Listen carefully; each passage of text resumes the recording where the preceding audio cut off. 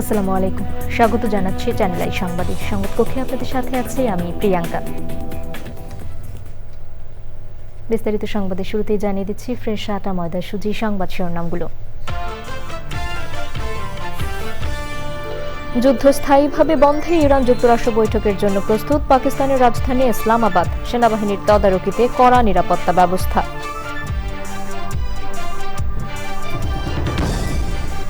দেড় দশকে অর্থনীতির আকার বড় হলেও কাঠামোগত দুর্বলতা ছিল বললেন অর্থমন্ত্রী। 2030-এর মধ্যে $1 ট্রিলিয়ন উন্নীত করার লক্ষ্য। সংসদে সংরক্ষিত নারী আসনের নির্বাচনে বিএনপির মনোনয়ন ফর্ম বিতরণ শুরু। যোগ্য ও ত্যাগীদের প্রাধান্য দেওয়ার প্রতিশ্রুতি। সরকারি সুবিধা প্রান্তিক পর্যায়ে পৌঁছে দিতে কৃষক কার্ড বিতরণ শুরু 1 বৈশাখ। উদ্বোধন করবেন প্রধানমন্ত্রী তারেক রহমান।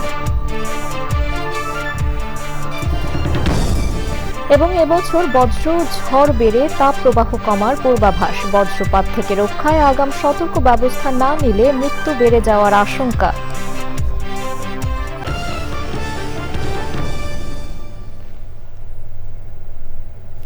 সংবাদ শিরোনামগুলো জানাচ্ছিলাম। এখনকার সংবাদ আয়োজন একই সঙ্গে চ্যানেল আইয়ের ইউটিউব চ্যানেলে এবং চ্যানেল আইয়ের ওটিটি প্ল্যাটফর্ম আই স্ক্রিনে লাইভ স্ট্রিম হচ্ছে।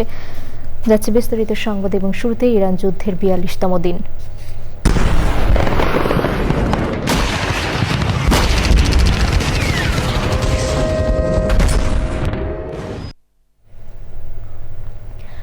একদিকে যুক্তরাষ্ট্র ও ইরানের মধ্যে যুদ্ধবিরতি, উল্টো দিকে লেবাননে ইসরায়েলের ব্যাপক হামলায় একদিনেই 2 শতাধিক প্রাণহানি। তার মাঝেই হরমুজ প্রণালী এখনও কার্যত বন্ধ।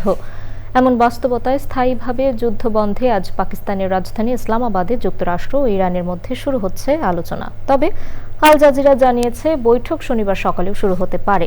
বিষয়টি নির্ভর করছে প্রতিনিধি দলের সদস্যদের ইসলামাবাদে পৌঁছানোর উপর। বৈঠক আয়োজনে পাকিস্তানের নিরাপত্তা জোরদার করা হয়েছে।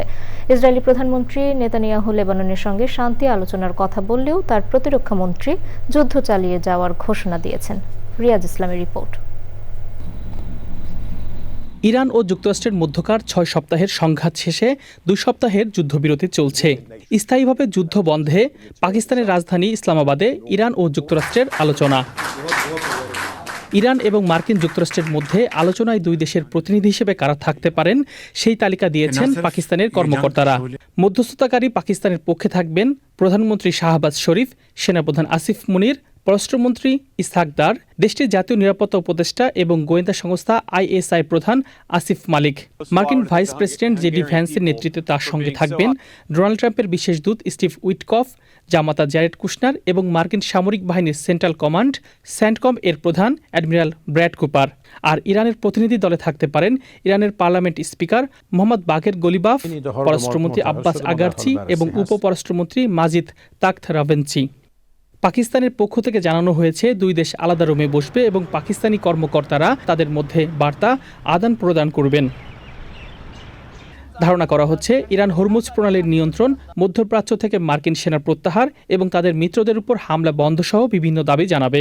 আর ইরানের পরমাণু কর্মসূচি পুরোপুরি বন্ধের শর্ত দেবে যুক্তরাষ্ট্র, তা অনেকটা নিশ্চিত। তবে আলোচনায় বসার আগেও উভয় পক্ষ একে অপরকে হুঁশিয়ারি দিচ্ছে। মার্কিন প্রেসিডেন্ট ডোনাল্ড ট্রাম্প বলেছেন, যুদ্ধবিরতি চুক্তি পুরোপুরি বাস্তবায়ন না হওয়া পর্যন্ত ইরান ঘিরে সব মার্কিন জাহাজ, উড়োজাহাজ ও সামরিক সদস্য মোতায়েন থাকবে। চুক্তি লঙ্ঘন হলে আরো বড় ধরনের হামলার হুঁশিয়ারি দেন তিনি। সৌদি আরব, সংযুক্ত আরব আমিরাত, কুয়েত সহ উপসাগরীয় দেশগুলিতে বৃহস্পতিবার হামলা চালায়নি ইরান। যুদ্ধবিরতি বাস্তবায়ন করতে হলে লেবাননে হামলা বন্ধ করতে হবে বলে মন্তব্য করেছেন ইরানের পররাষ্ট্রমন্ত্রী আব্বাস আগারচি। তিনি বলেছেন, যুক্তরাষ্ট্রকে এখন সিদ্ধান্ত নিতে হবে তারা সত্যিকারের যুদ্ধবিরতি চায় নাকি ইসরায়েলের মাধ্যমে যুদ্ধ চালিয়ে যেতে চায়। ট্রাম্পের চাপের পর লেবাননের সঙ্গে আলোচনার সিদ্ধান্ত নিয়েছেন ইসরায়েলের প্রধানমন্ত্রী বেনিয়ামিন নেতানিয়াহু। তবে উল্টো পথে হেঁটে ইসরায়েলের প্রতিরক্ষা মন্ত্রী ইসরায়েল কাটস বলেছেন লেবাননের সঙ্গে যুদ্ধ বন্ধ হবে না। রিয়াজ ইসলাম, চ্যানেল আই। ইরানকে প্রকাশ্যে কঠোর হুমকি দিলেও পর্দার আড়ালে যুদ্ধবিরতির জন্য মরিয়া হয়ে উঠেছিলেন মার্কিন প্রেসিডেন্ট ডোনাল্ড ট্রাম্প। এমনই তথ্য উঠে এসেছে খ্যাতনামা পত্রিকা ফাইন্যান্সিয়াল টাইমসের প্রতিবেদনে। জ্বালানি তেলের দাম বেড়ে যাওয়া এবং ইরানের শক্ত প্রতিরোধে চাপের মুখে দ্রুত সমাধান খুঁজছিল ওয়াশিংটন। বিস্তারিত জানাচ্ছেন নাফিস ইফতেখার। ইরানকে ধ্বংস করার হুমকি দিলেও বাস্তবে যুদ্ধ থামাতে মরিয়া হয়ে উঠেছিল ট্রাম্প প্রশাসন। যুক্তরাজ্যের ফাইন্যান্সিয়াল টাইমসের প্রতিবেদনে বলা হয়েছে, কয়েক সপ্তাহ ধরেই হোয়াইট হাউস পাকিস্তানের উপর চাপ দিচ্ছিল যাতে তারা ইরানকে রাজি করায়। প্রতিবেদনে বলা হয়, জ্বালানি তেলের দাম হু হু করে বেড়ে যাওয়ায় ট্রাম্প প্রশাসন চাপে পড়ে। একই সঙ্গে ইরানের শক্ত প্রতিরোধ যুদ্ধকে দীর্ঘায়িত করার আশঙ্কা তৈরি করে, যা ট্রাম্পকে দ্রুত যুদ্ধবিরতির দিকে ঠেলে দেয়। সংশ্লিষ্ট সূত্রগুলোর মতে, গত 21শে মার্চ থেকেই ট্রাম্প যুদ্ধ থামাতে মরিয়া ছিলেন। প্রকাশ্যে কঠোর ভাষায় হুমকি দিলেও নেপথ্যে তিনি দ্রুত একটি সমঝোতায় পৌঁছাতে চেয়েছেন। এই প্রেক্ষাপটে পাকিস্তানকে মধ্যস্থতাকারী হিসেবে বেছে নেয় যুক্তরাষ্ট্র। দেশটির সেনাপ্রধান জেনারেল আসিম মুনির গোপনে ওয়াশিংটন ও তেহরানের মধ্যে যোগাযোগ স্থাপন করেন। ট্রাম্পের দেওয়া সময়সীমা শেষ হওয়ার আগ মুহূর্তে যুক্তরাষ্ট্রের শীর্ষ কর্মকর্তাদের সঙ্গে কয়েক দফা কথা বলেন আসিম মুনির।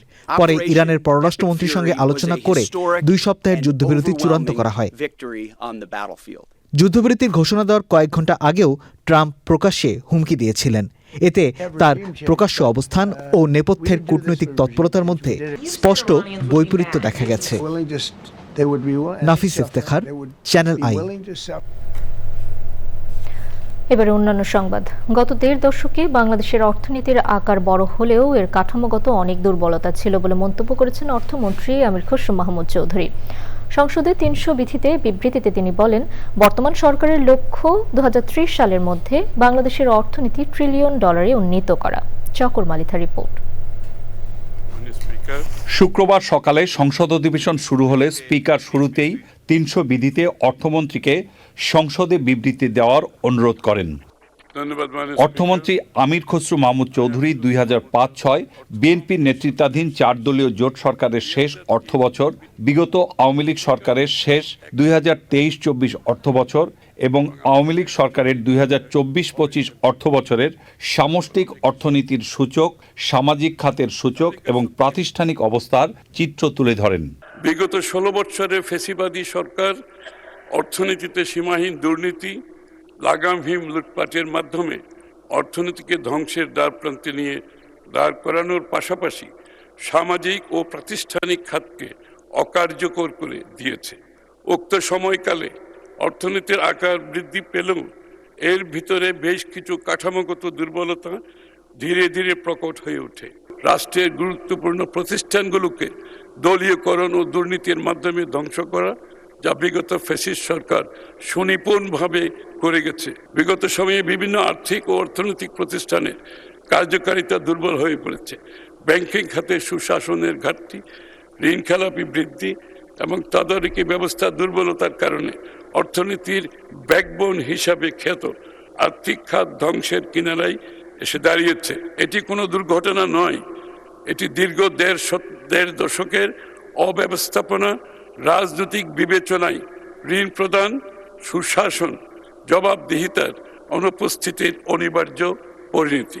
বিগত অন্তর্বর্তী সরকারের আমলে দেশের অর্থনৈতিক অবস্থাও নাজুক ছিল বলে বিবৃতিতে উল্লেখ করেন অর্থমন্ত্রী। ইন্টেরিয়াম গভর্নমেন্টের সময়ও সবগুলো ইন্ডিকেটর নিম্নগামী ছিল এবং সেখান থেকে এখন আমাদের জন্য একটা নতুন চ্যালেঞ্জ সৃষ্টি করেছে। অর্থনৈতিক উন্নয়নের লক্ষ্যে বর্তমান সরকারের বিভিন্ন পরিকল্পনা উঠে আসে দীর্ঘ বিবৃতির শেষের দিকে। সরকারের উন্নয়নের অন্যতম স্লোগান হলো 2034 সালের মধ্যে $1 ট্রিলিয়ন অর্থনীতিতে পরিণত করা, যা অর্জনে অর্থনীতির কাঠামোগত দুর্বলতা নিরসন, সুশাসন নিশ্চিত করা, ব্যবসার পরিবেশ উন্নয়নের মাধ্যমে বিনিয়োগ, উৎপাদনশীল কর্মসংস্থান বৃদ্ধির লক্ষ্যে সুনির্দিষ্ট কর্মপরিকল্পনা গ্রহণ করা হচ্ছে। অর্থমন্ত্রীর বিবৃতির পর বেশ কয়েকটি বিল পাশ হয় সংসদে। যারা এই প্রস্তাবের বিপক্ষে চকর মালিথা, চ্যানেল আই, ঢাকা। ত্রয়োদশ জাতীয় সংসদে সংরক্ষিত নারী আসনে দলীয় প্রার্থী চূড়ান্ত করতে মনোনয়ন ফর্ম বিতরণ শুরু করেছে বিএনপি। শুক্রবার নয়াপল্টনে দলের কেন্দ্রীয় কার্যালয়ে মনোনয়ন ফর্ম বিক্রি কার্যক্রম উদ্বোধন করেন বিএনপি সিনিয়র যুগ্ম মহাসচিব রুহুল কবির রিজভী। তিনি বলেন, যোগ্য ও ত্যাগী নেত্রীদের প্রাধান্য দেওয়া হবে। সবকিছু বিবেচনা করে বিএনপির সংসদীয় বোর্ড সিদ্ধান্ত নেবে। বিস্তারিত জানাচ্ছেন মইনুল হাসান। সংসদ নির্বাচনের বড় জয়ের পর এখন সংরক্ষিত নারী আসনের হিসাব নিকাশ। শুক্রবার সকাল থেকে নয়াপল্টনে কেন্দ্রীয় কার্যালয়ের সামনে জড়ো হন মনোনয়ন প্রত্যাশীরা। দীর্ঘ আন্দোলন সংগ্রামে রাজপথে থাকা নেত্রীদের উপস্থিতিতে কার্যালয় প্রাঙ্গণ উৎসবমুখর হয়ে ওঠে।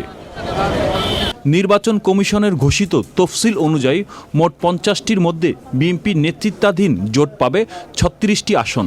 প্রার্থী হতে সকাল থেকে ফরম সংগ্রহ করেন বিএনপির মনোনয়ন প্রত্যাশীরা। দলের জন্য অত্যন্ত সক্রিয়ভাবে আন্দোলন করেছি, সংগ্রাম করেছি, রাজপথে ছিলাম। আমি অত্যন্ত আশাবাদী যে ত্যাগীদের মাননীয় প্রধানমন্ত্রী মূল্যায়ন করবে। আমি যেহেতু একজন সঙ্গীত শিল্পী, তো আমাদের সাংস্কৃতিক অঙ্গনের যে দুরবস্থা, বাজে অবস্থা, আমি চেষ্টা করব এটাকে ভালো করতে। মনোনয়ন ফর্ম সংগ্রহ করতে এসে বিভিন্ন ধরনের প্রতিশ্রুতি দেন তারা। মুক্তিযোদ্ধা ভাইদের পাশে থেকে আমার জীবনের বাকি সময়টা এদেশের মানুষের জন্য আমি দিতে চাই। নিশ্চয়ই কোনো না কোনোভাবে আমাদেরকে মূল্যায়ন করবে। দলের সাংগঠনিক নিয়ম মেনে আমরা দলের পাশে থাকব। ফরম বিক্রি কার্যক্রম উদ্বোধন করে বিএনপির সিনিয়র যুগ্ম মহাসচিব রুহুল কবির রিজভী বলেন, বিগত 16-17 বছরের আন্দোলনের ভূমিকা মূল্যায়ন করে দলের সংসদীয় চূড়ান্ত সিদ্ধান্ত নেবে।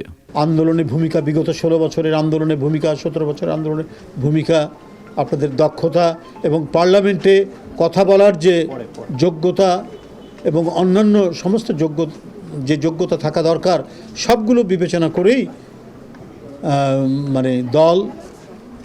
দলের নীতি নির্ধারণী ফোরাম বা বোর্ড, যেটাই বলি আমরা, তারা সিদ্ধান্ত নেবেন। এবং এই যে সিদ্ধান্ত নেবেন সেই সিদ্ধান্তটা আবার সবাইকে মান্য করতে হবে। মনোনয়ন ফরম সংগ্রহ করতে 2000 টাকা এবং জমা দিতে 50,000 টাকা নির্ধারণ করা হয়েছে। ফরম বিক্রি চলবে 12 এপ্রিল পর্যন্ত। আর সংরক্ষিত নারী আসনে ভোট গ্রহণ অনুষ্ঠিত হবে 12 মে। Monirul Hasan, channel I, Dhaka. Close the deal. Let me know. All right? Okay. Bye-bye. বাংলাদেশে রিয়েল এস্টেট মার্কেট কত দ্রুত বাড়ছে সেটা আমি সবসময় ফলো করতাম, চাইতাম দেশে ইনভেস্ট করতে। কিন্তু আমেরিকান সিটিজেন হয়ে বাংলাদেশে ফাইন্যান্সিং পাওয়াটা কঠিন। সেই রাস্তাটাকে সহজ করে দিয়েছে ফ্রেমওয়ার্ক ফাইন্যান্স। আপনারা যারা দেশকে ভালোবাসেন, দেশে ইনভেস্ট করতে চান, framework finance is the right choice. প্রবাস থেকে নিশ্চিন্তে বাড়ি কিনুন দেশে। এই প্রথম আপনার ইউএসএ ক্রেডিট কোয়ালিফিকেশন দিয়ে বাংলাদেশে ফাইন্যান্স করতে পারবেন আপনার স্বপ্নের ফ্ল্যাট। Framework finance. জ্বালানি তেল সংগ্রহে গ্রাহকদের প্রতিদিন ঘন্টার পর ঘন্টা সময় ব্যয় করতে হচ্ছে। সময়ের এমন অপচয়ের সঙ্গে মানুষের জীবনধারাও পরিবর্তন হয়েছে। মানুষের পরিবার থেকে শুরু করে প্রতিষ্ঠানের প্রতিদিনের কার্যসূচি পরিবর্তন হওয়ার পাশাপাশি রাইড শেয়ার করে যারা জীবিকা নির্বাহ করেন তাদের জীবনে নেতিবাচক প্রভাব পড়েছে। শাকির আদনানের রিপোর্ট। ইরানের সঙ্গে যুক্তরাষ্ট্র ও ইসরায়েল যুদ্ধে বৈশ্বিক জ্বালানি তেলের বাজারে হাহাকার ও অস্থিরতা চলছে। সেই আঁচে সব দেশেই কম বেশি প্রভাব পড়ছে। এমন বাস্তবতায় জ্বালানি তেল সংকটে ছুটির দিনেও রাজধানীতে ঘন্টার পর ঘন্টা অপেক্ষা করতে হচ্ছে গ্রাহকদের। তেল না পাওয়ার বেদনা নিয়ে বাসায় যেতে হবে। আর এই 6টা থেকে তেলের সিরিয়াল দিয়ে দাঁড়াই রয়েছি, এখন বলতে আছে তেল নাই, তাহলে আমাকে তো খুবই সমস্যা। আমি সকাল থেকে প্রায় 4-5টা পাম্প করছি, কোনোটাতে সিরিয়াল পাওয়ার কোনো চান্স পায় নাই। মধ্যরাত থেকে অপেক্ষা করেও তেল না পেয়ে ফেরত যেতে হয়েছে অনেককে। না, আমাদের চাহিদা অনুযায়ী পাচ্ছি না। যেমন আমাদের চাহিদা ন্যূনতম 20,000 লিটার অকটেন, 9,000 লিটার ডিজেল, আমাকে দিচ্ছে 13,500 লিটার অকটেন, 4,500 লিটার ডিজেল। ডিপোতে তেলটা আসতো তাহলে আমি সবাইকে দিয়ে পাতা পারতাম। সেমন রিপোর্টের তেলটা দেয় না। পরিবর্তন এসেছে মানুষের স্বাভাবিক কাজকর্মে। তেলের কারণে যে অফিস টাইমের পরবর্তী সময় ফ্যামিলিকে যে সময় দেওয়া, গাড়ি নিয়ে যে ঘুরতে যাওয়া, এটা টোটালি টাইট শিডিউল হয়ে গেছে। অনেক কমায় দিছে যাতায়াত। যেরকম আগে একটু অফিস থেকে বাইরে ওই মার্কেটে যাইতো, ওখানে যাইতো, এখন আর কোথাও যায় না। খালি এখন বলে যে বাসা আর অফিস, আর কোথাও না। প্রভাব পড়েছে রাইড শেয়ারিংয়েও। যে একদিন তেল দিলে হয়তো পরের দিন হাফ বেলা চালাই, দ্বিতীয় বেলা আবার সিরিয়াল দিতে হয় তেলের জন্য, হয়তো 400-500 সিরিয়াল হয়। এই সিরিয়ালের পরে আবার তেল পাই, ওই দিন আর চালানো হয় না, পরের দিন আবার চালাই। আমাদের রাইড শেয়ার করি, আমাদের আসলে এখন আর বদলার কিছু নাই। আগে যেরকম ইনকাম ছিল, রুটি ছিল, শুধু আমি না, আমাদের প্রত্যেকেরই যারা রাইড শেয়ার করে, এখানে আমার 3-4 ঘন্টা চলে গেছে। তার মানে আজকে আমার দিনটা শেষ। এখন এই সাফারটা তো আমরা করতেছি রাইড শেয়ার করার জন্য। এখন মনে করেন 12 দিন বেলা বাজে 12টা, এখন মনে করেন আমরা তেলের জন্য সিরিয়ালে বসে রয়েছি। যুদ্ধ বিরতির প্রভাব জ্বালানি তেলের বাজারে ইতিবাচক সাড়া ফেলবে সেই আশা বিশ্ববাসীর। Shakir Adnan, channel I, Dhaka. জ্বালানি সংকটের কারণে পরিবহন সমস্যা হওয়ায় বাজারে বেশিরভাগ সবজির দাম 80 টাকার উপরে। এক মাসের ব্যবধানে মুরগির দাম বেড়েছে প্রায় 150 টাকা। বৈশাখের অজুহাতে দাম বেড়ে গেছে ইলিশের। কিছুটা কম দামে মিলছে আলু ও পেঁয়াজ। মাসুর শাকিলের রিপোর্ট। দুয়ারে কড়া নাড়ছে বৈশাখ। শখ করে ইলিশ খাওয়ার সংস্কৃতির কারণে বাজারে ইলিশের চাহিদা বেড়েছে, ফলে বেড়ে গেছে রূপালী ইলিশের দাম। 3-4 কেজি যেটা, ওটা কেজি হলো আপনার 1800 টাকা, আর 1.5 কেজি যেটা, এটা 250 টাকা। জ্বালানি সংকটের কারণে মুরগির দাম বাড়তে বাড়তে 400 টাকা ছাড়িয়েছে। গাড়ি ড্রাইভারের 2 টিপ 3 টিপ মারতো, ওই গাড়ি ড্রাইভার আমরা অন টিপ মারে একটা, ওই 3 টিপের টাকা আমরা 1 টিপ পোষায় নিয়ে এরা। মুরগি কিন্তু খামারে আছে, কিন্তু থেকে লাভ হইব কি, আমরা মুরগি তো ঢাকার ভিতরে ঢুকতে পারতেছে না। আপনার এটা মেন কারণ হলো আমরা তেল। বাজারে বেশিরভাগ সবজির দাম 80 টাকার উপরে। বিক্রেতারা বলছেন জ্বালানি সমস্যার কারণে ট্রাক ঠিকমতো সবজি নিয়ে আসতে পারছে না। বেগুন 100 টাকা কেজি, টমেটোটা এই যে টকটা 80 টাকা, ওইটা 50 টাকা, উস্তা 100 টাকা, আর শসার কেজি 80 টাকা, 60 টাকা, বটবুটি 100 টাকা, ভেন্ডি 80 টাকা। আর নিরুপায় ক্রেতা নিয়তি বলে মেনে নিচ্ছেন বাজারের এই ঊর্ধ্বগতি। সিজনে যে ধরনের যে দাম থাকার কথা, মিনিমাম 30%, 40% বাড়ছে। এনিওয়ে সব কিছু আমাদের অ্যাবজর্ব করতে হবে, আমরা অভ্যস্ত এ দেশে। জ্বালানি সমস্যার সমাধান না হলে বাজারের বেশিরভাগ নিত্যপণ্যের দাম কমবে না বলে মনে করেন বিক্রেতারা। তবে মৌসুম হওয়ায় পেঁয়াজ ও আলুর দাম কম রয়েছে। Masrur Shakir, channel I, Dhaka. বাংলা বছরের প্রথম দিন পহেলা বৈশাখ থেকে সারা দেশে শুরু হচ্ছে কৃষক কার্ড বিতরণ। প্রধানমন্ত্রী তারেক রহমানের আনুষ্ঠানিকভাবে এই কর্মসূচি উদ্বোধন করবেন। কৃষকদের বিভিন্ন সরকারি সুবিধা সহজে পৌঁছে দিতে স্বচ্ছতার মাধ্যমে এই উদ্যোগ নেওয়া হয়েছে বলে জানিয়েছেন কৃষি সচিব। বিস্তারিত জানাচ্ছেন রফিকুল বাশার। দেশে প্রথমবারের মতো চালু হচ্ছে কৃষক কার্ড। পহেলা বৈশাখ থেকে শুরু হওয়া এই কার্যক্রমের উদ্বোধন করবেন প্রধানমন্ত্রী তারেক রহমান। কৃষক কার্ড দেওয়ার একটা কথা শোনা যাচ্ছে, আপনারাও শুনছেন? স্যার, কৃষি কার্ডের কথা একদিন টিভি দেখলাম যে টাঙ্গাইল শুরু হবে, বগুড়াতে না। টাঙ্গাইলের সদরে কার্ড বিতরণ কর্মসূচি উদ্বোধন করবেন প্রধানমন্ত্রী। এছাড়াও শিবগঞ্জ, পঞ্চগড় সদর, বোদা, ইসলামপুর, শৈলকুপা, নিসারাবাদ, জুড়ি, কুমিল্লা সদর, গোয়ালন্দ ও টেকনাফেও দেওয়া হবে কৃষক কার্ড। কৃষি মন্ত্রণালয় জানিয়েছে আপাতত প্রায় 21,000 কৃষককে পরীক্ষামূলক এই কার্ড দেওয়া হবে। পর্যায়ক্রমে ছোট বড় সকল কৃষককে এই কার্ডের আওতায় আনা হবে। তবে সকলে নগদ আর্থিক সহায়তা পাবেন না। অনেক কম জমির মালিক কিংবা ছোট বর্গা চাষিরা এই সুবিধা পাবেন। যে কৃষক মাঠে কাজ করে, সে সারের জন্য, সেচের জন্য, কীটনাশকের জন্য, বালাই দমনের জন্য আর্থিক অনুদান পাবে, সহায়তা পাবে। আর যে কৃষক খামার পরিচালনা করে, তাই না, বিফ ফ্যাটেন করে বা ডেয়ারি করে, তাদের জন্যে তাদের ফিড যেটা লাগে, গাভীর জন্য যে ফিড বা গরুকে মোটা তাজা করতে যে ফিড লাগে, সেটা কেনার জন্য ওই একই পরিমাণ টাকা পাবে। কৃষি সচিব জানান, এই কার্ডের মাধ্যমে কৃষকদের সঠিক তথ্য ভান্ডার তৈরি হবে। ভর্তুকি, প্রণোদনা ও কৃষি ঋণ সহ বিভিন্ন সুবিধা সরাসরি কৃষকের কাছে পৌঁছে দেওয়া হবে। কৃষি কার্ড ব্যবহার করে কৃষকরা সহজেই সার, বীজ ও অন্যান্য কৃষি উপকরণ সংগ্রহ করতে পারবেন। আপাতত এই কার্ডধারী প্রতি মাসে পাবেন 2,500 টাকা। সে কত জমি বর্গা করছে, কত জমি তার নিজের আছে, মোট তার চাষাবাদের অধীনে জমির পরিমাণ কত, তার জন্য কৃষি ঋণ লাগলে কত লাগবে, এই কার্ডটা ব্যাংকে নিয়ে গেলে ম্যানেজার বুঝবেন, এটা মেশিন রিডেবল হবে যে তাকে আর কত টাকা কৃষি ঋণ দিতে হবে। কাজেই এখানে কোনো রকম দুর্নীতির আর এই যে বড় টাকা একজন অল্প জমি দেখিয়ে জমির মূল্য বাড়িয়ে বড় টাকা একটা লোন নিয়ে ব্যাংক ফতুর হয়ে যাওয়ার থেকে ব্যাংকগুলো বাঁচবে। কার্ডের মাধ্যমে অর্থ দেওয়া হলেও সারে ভর্তুকি সহ অন্যান্য সুবিধা অব্যাহত থাকবে। সেটা একটা তালিকা হয়েছে, ওখানে বাছাই করেছে একবারে নির্মোহভাবে, কোনো দল মতের বিষয় বিবেচনা না করে। পর্যায়ক্রমে কৃষক কার্ড কার্যক্রম সারা দেশে বাস্তবায়ন করা হবে। Rafiqul Bashar, channel I, Dhaka.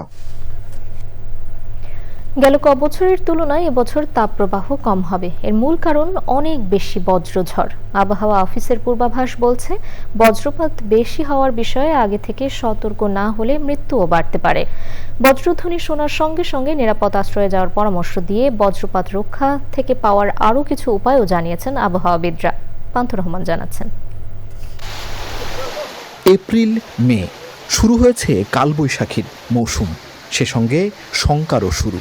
নিয়মিত এই প্রাকৃতিক দুর্যোগে প্রতিবছর অর্থমূল্যে হাজার কোটি টাকার কৃষিপণ্য, গবাদি আর গাছপালা তো নষ্ট হয়ই, তার সঙ্গে যায় মানুষের জীবন। এক দশকের হিসাবে বাংলাদেশে প্রতিবছর গড়ে ৩০০ মানুষের প্রাণ গেছে। মেঘের জলকণা আর বরফখণ্ডের সংঘর্ষে আকাশে সৃষ্ট বৈদ্যুতিক স্ফুলিঙ্গ পৃথিবীর মাটিতে খোঁজে বিপরীতে থাকা সবচেয়ে উঁচু কোনো কিছু, বড় কোনো গাছ, ভবন কিংবা ফাঁকা মাঠে দাঁড়িয়ে থাকা কোনো মানুষ। মিলে গেলেই আছড়ে পড়ে ওই বস্তুর ওপর। যখনই কোনো ফরমেশন হয়, এই ফরমেশন হওয়ার 2 থেকে 4 ঘন্টা আগে কিন্তু আমরা লাইটেনিং থান্ডারস্টর্মের পূর্বাভাস দিয়ে থাকি, যেটা 2025 থেকে আমরা এটা শুরু করেছি। হাওড় অঞ্চলে, বিশেষ করে সুনামগঞ্জে বাংলাদেশে বেশি বজ্রপাত হয়ে থাকে, তো ওখানে বেশি মৃত্যুর হার আমরা দেখেছি। একটি শব্দ আপনি শুনলেন, এই শব্দ শোনা মানেই হলো যে আপনি ওই বজ্র ঝড়ের মধ্যে আছেন। শিলা বৃষ্টি যে বরাবর সংঘটিত হয় সেই বরাবর বজ্রপাত সংঘটিত হওয়ার সম্ভাবনা প্রায় 99%। 10 তারিখের পর তাপমাত্রা আবার একটু একটু করে বাড়বে। এ বছর এপ্রিল মেতে বজ্রঝড়ের আধিক্য থাকবে। আবহাওয়াবিদরা মনে করেন বজ্রপাত থেকে বাঁচার এখনো কোনো উপায় মেলেনি, বরং সাবধানতাই বাঁচার উপায়। যখন একটা শব্দ শুনবো তখন পরবর্তী শব্দটা কখন হয়, 1, 2, 3 এভাবে প্রতি সেকেন্ডে 1, 2, 3 করে যদি আমি 10 সেকেন্ড পরে পরবর্তী শব্দটা শুনতে পাই, তাহলে আমি এরপরেরটা যখন আরেকটা 11 সেকেন্ড পরে বা 12 সেকেন্ড পরে শুনতে পাই, তাহলে আমি ধরে নিব যে এই বজ্রপাতটা আমার কাছ থেকে দূরে চলে যাচ্ছে। যদি দেখতে পাই আরও কমে আসতেছে, তখন ধরে নিতে হবে যে এটা আমার দিকে আসতেছে, সুতরাং আমাকে ঘরে আশ্রয় নিতে হবে। ঘরের ভিতরের সাইডে ইনসুলেটর, যেখানে বিদ্যুৎ চলাচল করে না, সেই জন্য ঘর কিছুটা নিরাপদ। বৃষ্টি বিলাসের নামে বৃষ্টি ধরার চেষ্টা করে, তখন লাইটিনিং আক্রান্ত হতে পারেন এবং মৃত্যুবরণ হয় বারান্দায় থেকে, এরকম অনেক নজির রয়েছে।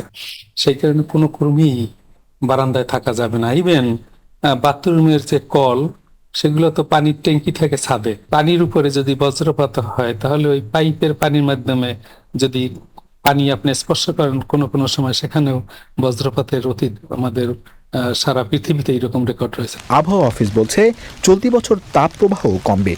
এই ভালো সংবাদের পেছনেই আছে শঙ্কা। বাড়ছে বজ্রঝড়, বজ্রপাত। সাবধান হতে হবে বড় ক্ষতির ঝুঁকি থেকে রক্ষায়। পান্থ রহমান, চ্যানেল আই, ঢাকা। দর্শক, এবারে বিরতি, আর বিরতির পর যা থাকছে।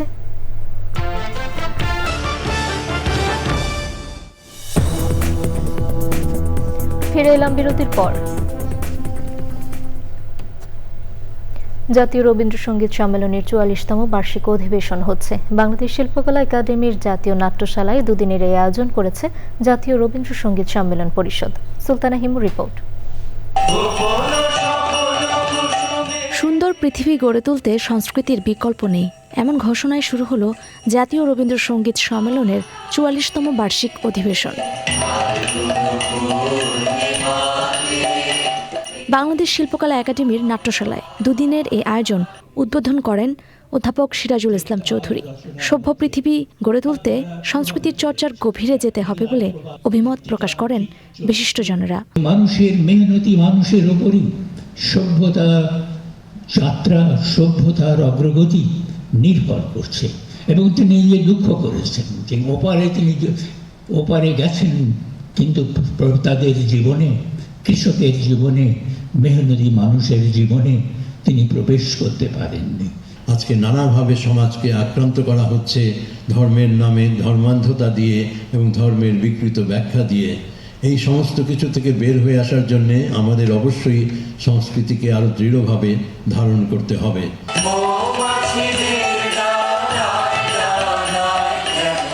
সম্মেলনের দ্বিতীয় দিনে রয়েছে বিদ্যালয়ে প্রাতিষ্ঠানিক শিক্ষা ও সঙ্গীত বিষয়ে প্যানেল আলোচনা সহ নানা সাংস্কৃতিক আয়োজন। মনুষ্যত্বের কথা বলতে চাই। Sultana Himu, channel I, Dhaka.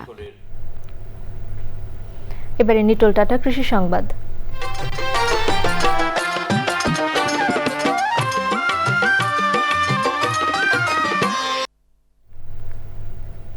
বরগুনার বিষখালী নদীর বুকে জেগে ওঠা বিস্তীর্ণ বালুচরে লবণাক্ত মাটিকে জয় করে রসালো তরমুজ চাষে ঘটেছে নীরব কৃষি বিপ্লব। ভোলায় এবছর তরমুজের বাম্পার ফলনে কৃষকের মুখে হাসি ফিরলেও বাজারে চাহিদার তুলনায় সরবরাহ বেশি থাকায় দাম পড়ে গেছে। এতে লাভ তো দূরের কথা, উৎপাদন খরচ তুলতেই হিমশিম খাচ্ছেন চাষিরা।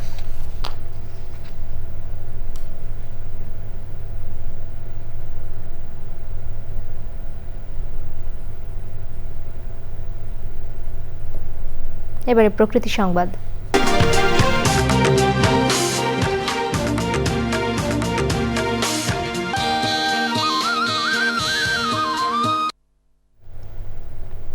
দখলের কবলে অস্তিত্ব সংকটে বাগেরহাটের মোংলার ঠাকুরানী খাল।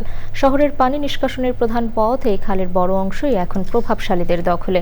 প্রতি বছর সামান্য বৃষ্টিতে নজিরবিহীন জলাবদ্ধতায় নাকাল হয় পুরো শহর। তবে মৃতপ্রায় এই জলাধার রক্ষায় সরকারের খাল পুনরুদ্ধার উদ্যোগে আশাবাদী মোংলাবাসী। এবারে খেলার খবর।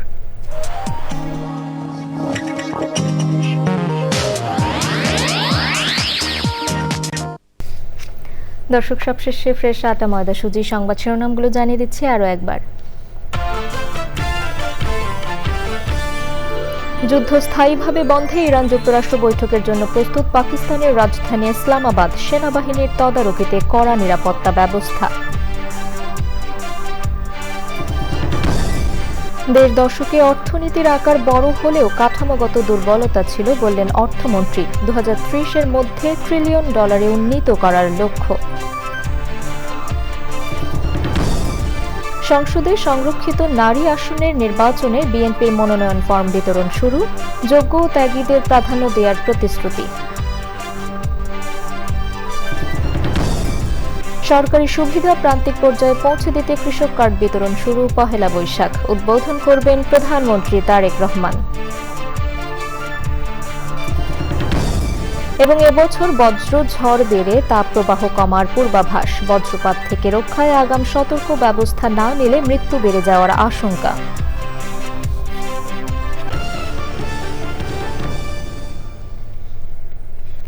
দর্শক, এখনকার সংবাদ আয়োজন এ পর্যন্তই। এতক্ষণ সাথে থাকার জন্য ধন্যবাদ সবাইকে।